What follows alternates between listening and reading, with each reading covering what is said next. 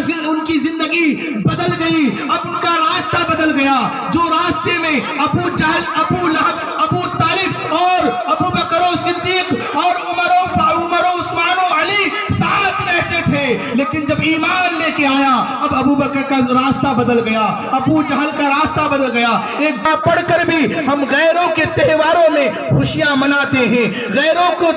کے تہواروں کو ہم اپنے گھروں میں اپنے بچوں کے ساتھ، اپنے گھر والوں کے ساتھ منا کر ہم ان کی خوشی میں ہم شامل ہو کے ان کی خوشی میں اضافہ کرتے ہیں۔ یہ ایمان والوں کا طریقہ نہیں ہے، بلکہ ایمان والوں کا طریقہ تو یہ ہے، ابو بکر صدیق جب ایمان لے کے آیا، اور ابو بکر صدیق جب ایمان لے کے آیا تو وہ نبی کے عشق اور محبت میں اس طرح قربان ہو گیا کہ ایک دن جب کفر اور ایمان والوں کا جنگ ہوا، لڑائی ہوئی، تو ابو بکر صدیق اور ان کے بیٹے جب لڑائی میں شامل ہوئے، ابو بکر صدیق اور ان کے بیٹے جب ایمان والے اور کافر کے ساتھ جب جنگ ہوئی، ایمان اور بے ایمان کا جنگ ہوا، اس میں ابو بکر کا بیٹا بھی ایمان نہیں لے کے آیا تھا۔ باپ بیٹے کے ساتھ جنگ ہو رہی ہے، لڑائی ہو رہی ہے، لیکن اس وقت ابو بکر صدیق کا بیٹا جوان تھا، وہ بیٹا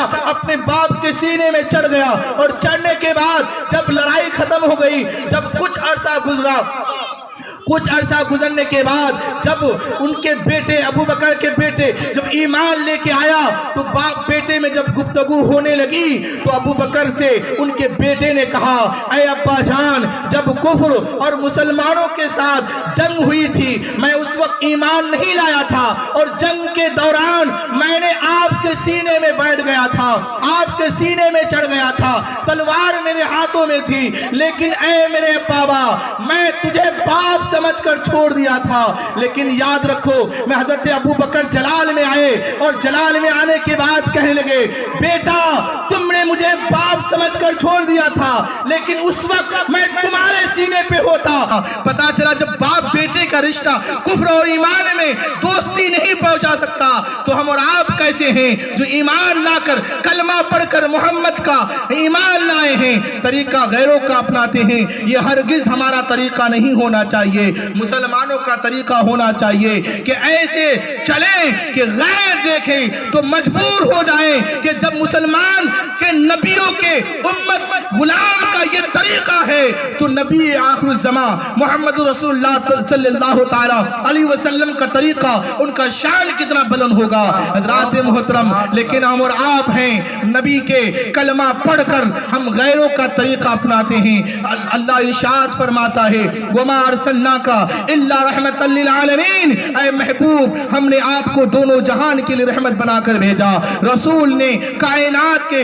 ہر ذرے کے لیے نبی بن کر اور رحمت بن کر آئے۔ وہ نبی اپنے امت کے لیے کتنا رحمت ہے، جب ماں کے گود میں آیا زمین پہ آ کر سجدہ کیا، اپنے گناہگار امت کو یاد کیا۔ میدان محشر قائم ہوگی اور جب گناہگار پریشان ہوں گے وہاں بھی نبی اپنے گناہگار امت کو ڈھونڈیں گے، یاد کریں گے، اور جب پہنچیں گے سارے گناہگار تو نبی کہیں گے، انا لہا انا لہا، آؤ آؤ میرے پاس آؤ، میں ہی تو ہوں تمہاری بخشش کا پروانہ دلانے کے لیے، میں ہی تو ہوں اللہ کی بارگاہ سے تمہاری غلطیوں کو، خطاؤں کو معاف کرانے کا اختیار میں ہی تو رکھتا ہوں۔ حضرات محترم، وہ رسول ماں کے گود سے لے کر میدان محشر تک ہم گناہگار کو یاد کیا، اور ہمیشہ ہمارے لیے نبی اپنی زندگی گزارتے رہے۔ اسی لیے ہمیں بھی چاہیے کہ اگر ہم نے کلمہ پڑھا ہے، رسول کائنات صلی اللہ تعالی علیہ وسلم سے محبت کرتے ہیں،